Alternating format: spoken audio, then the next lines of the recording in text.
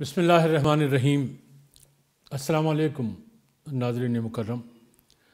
वाफ़ी network की जानिब से खुश आमदीद। मैं हूँ आपका मेज़बान ज़ियाउद्दीन नईम। हमारे आज के मौज़ूज़ मेहमान हैं ख़ित्ते पोठोहार में शेर का पौधा लगाने वाले बैनुल अक़वामी शोहरत के हामिल सुखनवर जनाब हलीम कुरैशी। उर्दू अदब के सीनियर तरीन शुअराए कराम में आपका शुमार है। नज़्म व ग़ज़ल दोनों पर यकसां कुदरत रखते हैं। अज़ाब हैं बेबसी में इतनी तवील उम्रें, बस एक दिन ही सही मगर इख्तियार वाला। हलीम अपनी तलाश में दर बदर फिरे हम, कभी तो सिमटेगा दौर ये इंतशार वाला। और जो प्यास हो तो समंदरों को भी खौफ आए, जो हब्स हो तो ख़याल में भी हवा न उतरे। न जाने रोटी के इन निवालों पे किसका हक़ है, गले से उतरे जो एक तो दूसरा न उतरे। अपने ममदूह की सुखन आराई के तेवर को नुमाया करते इन अशार के बाद हलीम कुरैशी के फ़न के बाबत मैं जनाब अहमद नदीम क़ासमी की राय आपके सामने लाना ज़रूरी समझता हूँ। वो लिखते हैं, हलीम के अशार में मानी की जो तहें और मफ़ाहीम की जो परतें हैं, वो शायर की दीदावरी और उसके अफ़कार की पुरमाएगी से इबारत हैं। ज़िंदगी की हरारत, ताज़गी और जुस्तजू हलीम के यहाँ भरपूर अंदाज में मौजूद है। उनका मज़ीद कहना है कि नज़्मों में तो हलीम ने बाकायदा मुसव्विर का काम किया है, जैसे उसके हाथ में कलम के बजाय मुँह कलम है और वो मुतनव्वे पेंटिंग्स तख्लीक करने में मसरूफ़ है। अस्सलाम वालेकुम हलीम कुरैशी साहब। वालेकुम अस्सलाम। मोहतरम, हम आपके ममनून हैं कि आपने वाफ़ी नेटवर्क के लिए अपना कीमती वक्त स्पेयर किया और हमारे नाज़रीन को अपने अशार व अफ़कार से इस्तिफ़ादा करने का मौका अता फ़रमाया। आपका भी बहुत शुक्रिया कि आपने भी मुझे याद रखा। खुदा का शुक्र है कि अच्छा हूँ और आज ख़ुसूसियत से बड़ा खुश हूँ कि मैं अपनी एक बहुत पसंदीदा शख्सियत से इंटरव्यू कर रहा हूँ। तो अव्वल जो सवाल मेरे जहन में आता है वो ये आता है हलीम कुरैशी साहब के मैंने आपको अजब एक दरवेशाना शान से हर महफ़िल में उठते बैठते मिलते जुलते देखा है। एक बेनियाज़ी सी मैंने महसूस की आपके मिजाज में, और ऐसी बेनियाज़ी जो किसी को हर्ट नहीं करती, लेकिन आप अपनी ज़ात में अपने आप को महसूस होता है कि कुछ हुदूद का पाबंद किए रहते हैं। तो ये सवाल ख़ुसूसियत से मैं पहले इसलिए पूछ रहा हूँ कि इसी चीज़ की सबसे ज़्यादा हमें मुआशरे में कमी दिखाई देती है। एक जो ग्रेस इंसान में होनी चाहिए और एक जो इज़्ज़त नफ्स का एहसास होना चाहिए, तो वो जी चाहता है कि वो आम हो। लिहाजा ये सवाल मैं आपसे पूछ रहा हूँ। देखें ज़ियाउद्दीन नईम साहब, ये जो मिजाज बनता है किसी भी शख्स का, उसकी जो समत है वो बचपन से उस मुतय्यन होती है, उसका तय्यन। तो मेरे वालिद साहब जो हैं वो एक was cement factory associated cement company में मुलाज़म थे। हम तमाम बहन भाई जो हैं, हमारी सबकी पैदाइश वहीं हुई। ये कंपनी जो थी, ये शुरू के जो इसके अदवार थे, پاکستان بننے سے پہلے وہ تمام یورپین جو لوگ تھے ان کے جو جنرل منیجرز ہوتے تھے یا ان کے چیف انجینئر ہوتے تھے یا ان کے چیف کیمسٹ ہوتے تھے یہ سب یورپین تھے. اچھا اب وہاں پہ انہوں نے ایک کالونی تھی بڑی خوبصورت جس میں ہر ایک وہ سہولت موجود تھی جو کہ ایک اچھے معاشرے کے لیے ضرورت ہے. کلب تھے، ہسپتال تھے، اسکول تھے، ایک ہی جگہ پہ ساری چیزیں. اور آپ حیران ہوں گے ایک بات پہ کہ جو ہمارا کلب تھا اس میں تمام کھیلیں آؤٹ ڈور بھی انڈور بھی. اور پھر اس کلب کا وہ انگریز جنرل منیجر جو ہے وہ بھی ممبر تھا اور ایک سویپر بھی ممبر تھا. کیا کہنے واہ واہ واہ. تو یہ مساوات تھی. اور وہاں سے پھر وہ جو ہم جب کلب میں کھیلنے جاتے تھے، میں شروع میں کھیلتا تھا. اور کیا کھیلتے تھے؟ میں ساری گیمیں کھیلتے تھیں، ایتھلیٹکس بھی کرتا تھا. لیکن یہ ہے کہ جو گیم جو میں نے پکڑی وہ ہاکی تھی. اور وہ پھر میں جب یونیورسٹی لیول تک گیا تو میں پھر پنجاب یونیورسٹی کی ٹیم میں بھی سلیکٹ ہوا. اچھا، اس لیول تک آپ چلے گئے تھے. بلکہ میرے کے ساتھ کے کھیلنے والے جو تھے بعد میں وہ پاکستان کی ٹیم میں بھی آئے. بہت خوب. لیکن میں نے اس کی بجائے دوسری طرف اپنی پڑھائی کی طرف اور پروفیشن کی طرف چلا گیا. تو اس لیے تو وہ ایک جو ڈسپلن ہم نے وہاں سیکھا وہ یعنی وقت پہ پہنچنا، وقت پہ گیم شروع کرنا، وقت پہ چھوڑنا، جس کی باری ہے اس کو باری دینا، جس کی باری نہیں ہے اس کو باری نہ دینا. یہ ساری چھوٹی چھوٹی جو چیزیں تھیں یہ سارا ڈسپلن پھر وہ ہمارے سامنے ایک وہ لوگ جو تھے کلب میں آتے تھے جو افسران تھے وہ انگریز بھی تھے ان میں. تو وہ ان کو جب ہم دیکھتے تھے تو کس ڈسپلن سے وہ چل رہے ہیں، پھر ان کو دیکھ کے باقی افسران بھی اسی ڈسپلن میں رہتے تھے، پھر ان کی اولادیں بھی اسی ڈسپلن میں رہتے تھے. پھر یہ ایک سلسلہ تھا شروع میں جو ہم نے دیکھا تو وہ ایک بیٹھ گیا ذہن میں کہ زندگی جو ہے اس کو ایک نظم و ضبط کے ساتھ چلنا ہے. وہ پھر اس کو ہم آگے امپروو کرتے رہے. جی ہاں تو بڑی منظم زندگی گویا وہ شروع میں ہی پڑ گئی تھی اور پھر وہ آپ نے پھر ساری زندگی اس کو نبھایا. بالکل. اصل میں محترم بڑا مشکل ہوتا ہے. وہ میرے ایک دوست کا شعر ہے کہ جسم و جاں بکھرتے ہیں سر اٹھا کے چلنے میں، سر اٹھا کے چلنے کا راستہ تو ہوتا ہے. تو اس میں جو یعنی میں عرض کرنا چاہتا ہوں وہ یہ ہے کہ کئی ایسے مفاد چھوڑنے پڑتے ہیں، ان کے طرف عدم التفات کا رویہ رکھنا پڑتا ہے جس کی طرف عام لوگ لپکتے ہیں.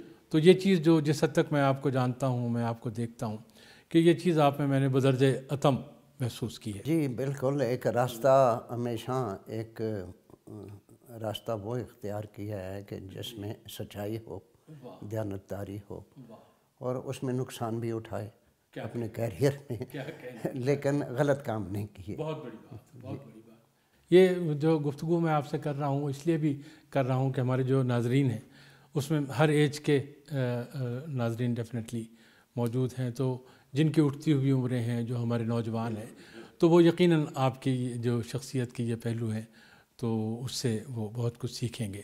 اس لیے میں نے یہ ایک لبرٹی لی کہ آپ سے یہ بات میں نے پوچھی.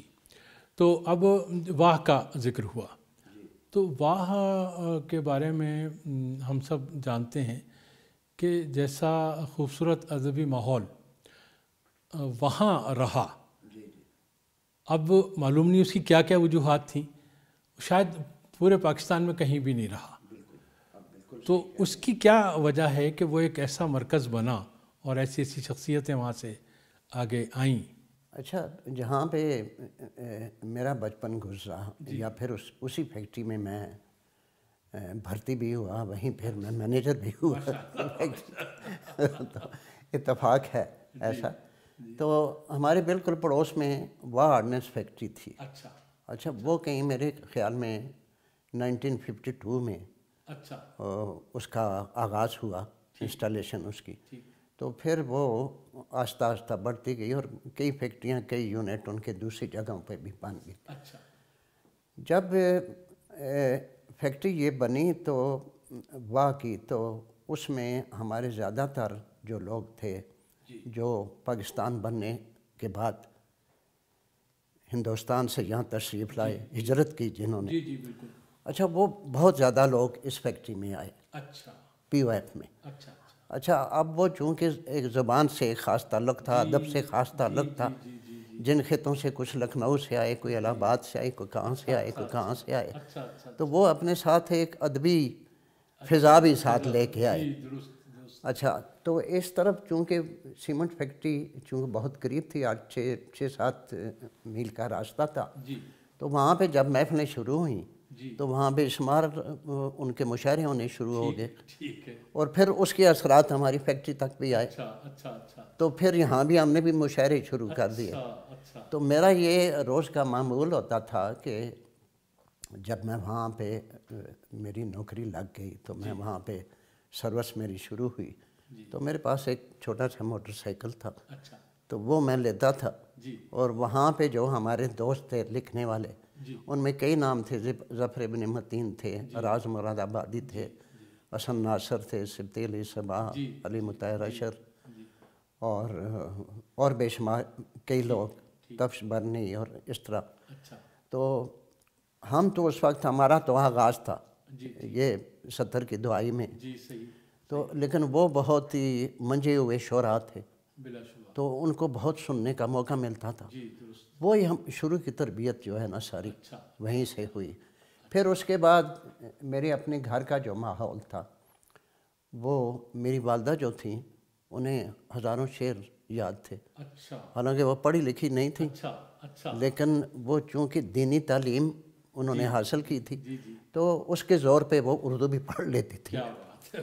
تو اسی پھر یہ ہے کہ میرے جو بڑے بھائی تھے انہیں بھی شوق تھا بہت ادب سے، سب سے بڑے بھائی، تو میرے گھر میں جب میں 7ویں 8ویں جماعت میں تھا تو میرے گھر میں ایک مکمل لائبریری تھی جو میرے بڑے بھائی نے مینٹین کی ہوئی تھی، اور اس وقت مجھے یاد ہے کہ ہمارے یہاں نقوش بھی آتا تھا، اور نگار ایک رسالہ تھا وہ بھی آتا تھا، نیاز فتح پوری کا، ادب لطیف آتا تھا، اور فیض صاحب کی نقش فریادی اور دست صبا میں نے اس لائبریری میں پڑھی، شاعر کی تلخیاں وہاں مجھے وہاں ملی، عدم کی خرابات مجھے وہاں ملی۔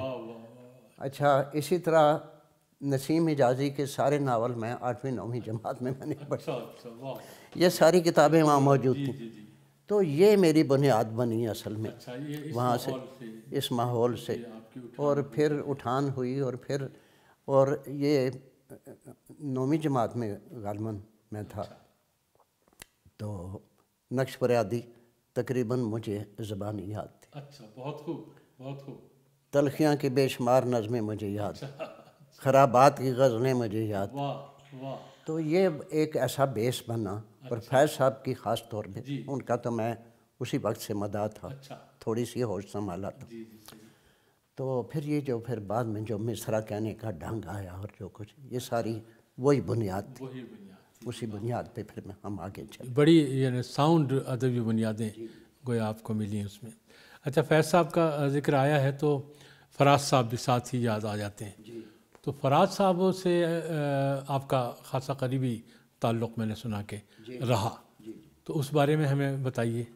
جی ہاں، فراز صاحب سے تعلق جو ہے وہ پہلا تعلق تو یہی تھا کہ جب میں وہاں ملازم ہوا واہ میں، تو فراز صاحب، یہ بات ہے 70s کی شروع میں، 71 72، تو اس وقت فراز صاحب جو تھے وہ پورے انڈو پاک میں ان کی غزلیں جو تھیں نا، رنجش سی صحیح اور اب کے بچھڑیں گے تو شاید یہ اس کے، تو وہاں کے ہمارے دوستوں نے یہ کہا کہ جی فراز صاحب کو بلانا چاہیے اور ایک مشاعرہ کیا جائے کلب میں، سیمنٹ فیکٹری کے کلب میں۔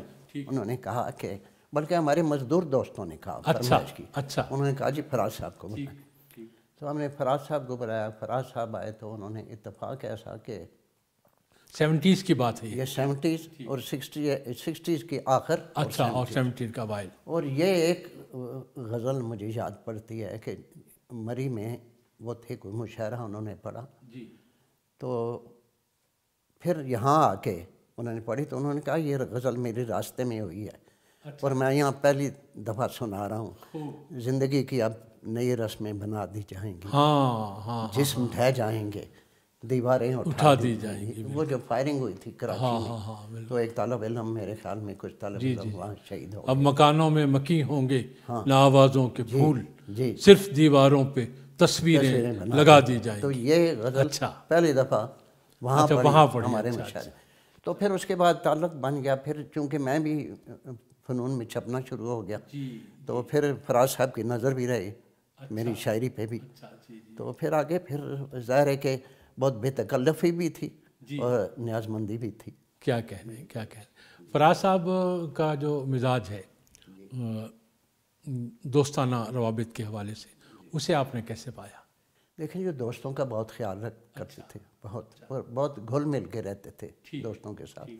باہر تو ظاہر ہے کہ وہ تھوڑے ریزرویشن ہوتی، ہاں، لیکن دوستوں میں بہت کھل کر جب بیٹھتے تھے کھل کر بات کرتے تھے. فراز صاحب میں ایک بہت جو ایک خاص بات ان کی شخصیت کی جو مجھے بہت پسند تھی، وہ غیبت نہیں کرتے تھے کبھی بھی. اب کئی دفعہ ایسا ہوا کہ وہاں بیٹھے ہم اکٹھے تو کچھ دوستوں نے کسی شاعر کا ذکر شروع کیا تو انہوں نے روک دیا. انہوں نے کہا نہیں چھوڑیں، اب اور کوئی بات کریں. تو یہ بات ایک بہت بڑی ایک یہ بہت بڑا وصف تھا. اور دوسرا یہ کہ جھوٹ نہیں بولتے تھے، ہمیشہ سچی بات کرنی ہے، اور چاہے وہ سرے گلزار ہو یا سرے دار ہو تو کہنا سچ ہے. یہ بہت بڑی بات، بڑی کردار کی بات ہے، اس میں کوئی شک نہیں. اچھا، آپ یہ فرما رہے تھے کہ اسی زمانے میں، یعنی آپ 70s کی بات ہے اگر، تو بڑی کم عمری میں آپ فنون میں چھپنا شروع ہو گئے تھے. اچھا، تو اس میں جو فنون میں آپ چھپے تو آپ کیا محسوس کرتے ہیں کہ یہ جناب احمد ندیم قاسمی صاحب کی حوصلہ افزائی کی بنیاد پر، اور یا یہ کہ ماشاءاللہ آپ کی اس زمانے میں ہی غزلیں اتنی پختہ؟ 60s میں میں نے لکھنا شروع کر دیا تھا تو 8-9 سال کے بعد میں چھپا ہوں. اچھا، ٹھیک. پہلے میں لکھتا رہا چھوٹے موٹے رسال میں، لیکن وہ سند یافتہ جو پرچہ ہے وہ تو فنون ہی تھا. تو فنون میں آپ چھپ گئے تو آپ ایک اسٹیبلش شاعر بھی ہو گئے. تو وہ جب میں نے ایک مشرقی پاکستان کی علیحدگی جب ہوئی تو اس پہ ایک نظم، میری پہلی نظم وہ تھی. تو ایک نوحہ تھا، وہ مجھے یاد تو نہیں ہے، ہاں. تو وہ انہوں نے چھاپی اور پھر انہوں نے خط بھی لکھا، اس کی تعریف کی، اور پھر انہوں نے کہا کہ آپ، اور پھر اس کے بعد تو یہ تھا کہ اگر 2-3 رسائل میں اگر میں نہ بھیجتا ان کو، میں اس میں سے انہیں مس کر جاتا تو وہ پھر خط لکھتے تھے. یہ گریٹنس کی بات ہے، بہت دن ہوئے آپ کی طرف سے. یہ بھی ایک بڑی گریٹنس کی بات ہے. تو فنون اصل میں دیکھیں گے، فنون بھی ایک تربیت کا میں سمجھتا ہوں. جی. اور فنون نے بہت اچھے شاعر بنائے. بے شک. ٹھیک ہے، بے شک. اور اس دور میں جو میرے خیال میں 62 میں یہ شروع ہوا اجرا اس کا. جی، درست. اور فراز صاحب کی جتنی بھی مشہور غزلیں ہیں وہ ساری فنون میں چھپی. ٹھیک. پھر اس کے بعد اور کئی لوگ ہیں، بے شمار لوگ، بالکل بے شمار فنون میں. اور پورا قافلہ انہوں نے ادیبوں کا جو ہے وہ بالکل بہت بڑی کنٹریبیوشن ہے، بہت بڑی کنٹریبیوشن، اس میں کوئی شک نہیں.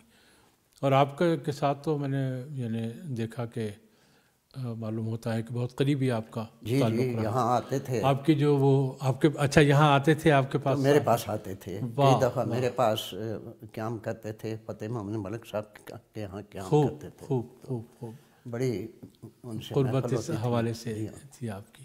تو آپ کی تو جو کتاب ہے یادش و خیر، اس کا نام آیا تاخیر، تو اس کا تو یوں سمجھیے کہ پیش لفظ بھی شاید انہوں نے لکھا، ندیم صاحب نے. اور ندیم صاحب نے مجھے خود کہا جب میری کتاب، مجھے انہوں نے کہا کہ آپ کتاب کیوں نہیں لا رہے؟ تو میں نے کہا جی بس تیار ہیں، اب کاغذ تو سارے مذہب کا تیار ہے. تو پھر انہوں نے خود مجھے، ان کی خواہش تھی کہ وہ اساطیر سے میں چھاپوں. اچھا. تو پھر انہوں نے کہا مجھے بھیج دیں. ٹھیک ہے. ان کا اساطیر ان کا ادارہ تھا. جی ہاں. منصورہ اس کو دیکھتی تھی. جی. تو منہ بولی بیٹی تھی ان کی. جی ہاں بالکل. تو پھر وہ ان کو میں نے بھیجا تو انہوں نے خود ہی پھر اس پہ اس کا ساتھ پیش لفظ بھی انہوں نے لکھا. اچھا، تاخیر پر مجھے یاد آیا کہ تاخیر جو کتاب مجھے آپ نے عطا کی تھی، تو اس میں نے دیکھا کہ 1970 سے 2001 تک کا آپ کا سارا کلام ہے، اور یہ خاصا طویل عرصہ ہے. تو یہ جو تاخیر سے آپ کا جو مجموعہ کلام تاخیر آیا، تو پوچھنے کو جی چاہتا ہے کہ ہوئی تاخیر تو کچھ باعث تاخیر بھی تھا. کسی کو اناگیری کا الزام ہم دے سکتے ہیں یا آپ خود اپنے اناگیر تھے؟ میرے خیال میں یہ میں ہی اپنی عدالت کے سامنے. اچھا، تو یہ کیا وجہ رہی؟ اس کی وجہ اصل میں میرا پروفیشن تھا. اچھا. کیونکہ سیمنٹ فیکٹری کی کسی بھی سیمنٹ فیکٹری کی ملازمت انتہائی مشکل ہے. تو میں پھر میری جاب بھی جو پروڈکشن کی تھی، میں پروڈکشن کا انچارج تھا، کوالٹی کا انچارج. تو وہ ہمارا کام شروع ہوتا تھا جب 8 بجے، تو پھر یہ نہیں پتہ ہوتا تھا کہ کب ہم نے گھر جانا ہے. تو وقت کی ایک کمی آپ کہہ سکتے ہیں. ہاں وقت، لیکن شاعری ساتھ ہوتی رہی. یہ نہیں کہ وہ مطلب زندگی کو اس طرح ایک توازن سے میں نے رکھا کہ وہ کام اپنے پروفیشن کو بھی بہت دل و جان سے کیا، بہت اچھا، اور پھر جو اپنا مطالعہ اور جو کچھ لکھنے کا وقت ملا اس کو بھی ساتھ رکھا. پھر جب وقت مل گیا تو پھر سب کو اکٹھا کر لیا، تو پھر وہ چھپ گیا. لیکن یہ یقیناً یہ تاخیر سے تھا. اور اس کا ایک تاخیر کتاب میں ایک شروع میں میرا اپنا شعر ہے غزل کا: ہم سے خوش فہم اسی شوق میں گمنام ہوئے، ایک غزل اور جو ہو جائے تو دیوان کریں.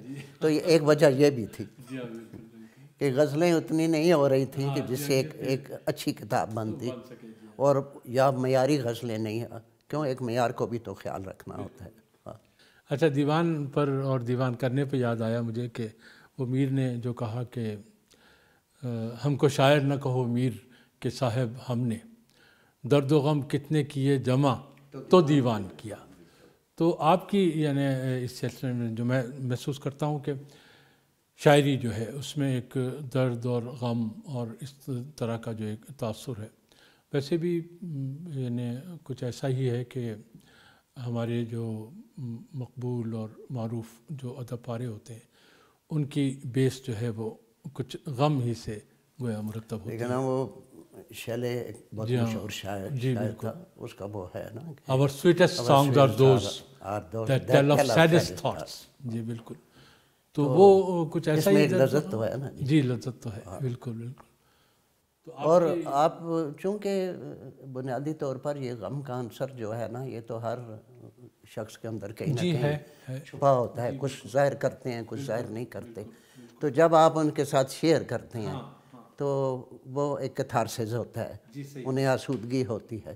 تو اسی لیے یہ جو غمگین شاعری ہے یا غم والی شاعری ہے، سیڈ پوئٹری جو ہے، اسے بہت پاپولیرٹی ہے. اب فراز صاحب جو ہیں ان کی پاپولیرٹی جو ہے وہ اسی وجہ سے تھی کہ سیڈنس ہے ان کی شاعری میں. جی ہاں. اچھا، آپ کا ایک شعر ہے کہ بھول جانے کے لیے کون زیادہ لکھے، یاد رہنے کے لیے لکھا ہے لکھا کم ہے.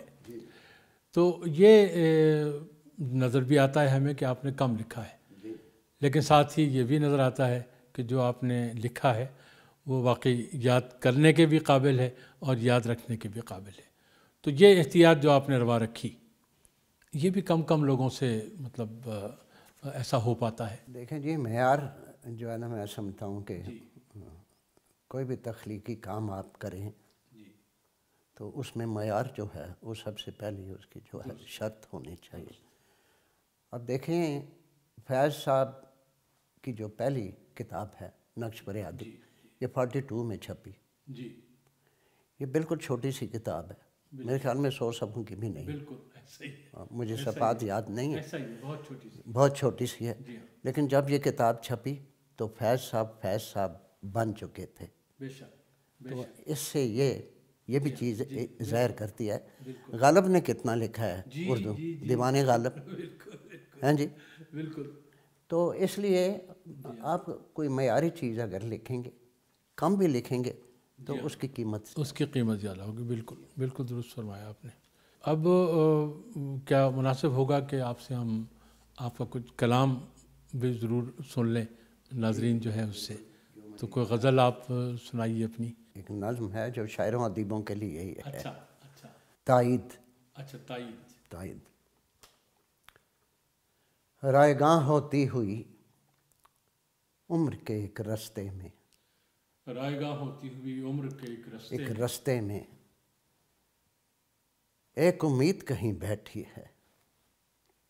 رائے گاں ہوتی ہوئی عمر کے ایک رستے میں ایک امید کہیں بیٹھی ہے, جس کی جھولی میں کوئی لفظ جو بیدار بھی زرخیز بھی ہے. کروٹیں لیتے ہوئے روز مجھے کہتا ہے, رائے گانی کا یہ غم تیرے لیے ٹھیک نہیں. رائے گانی کا یہ غم تیرے لیے ٹھیک نہیں. میں تیری عمر کا حاصل ہوں, کوئی بھیک نہیں.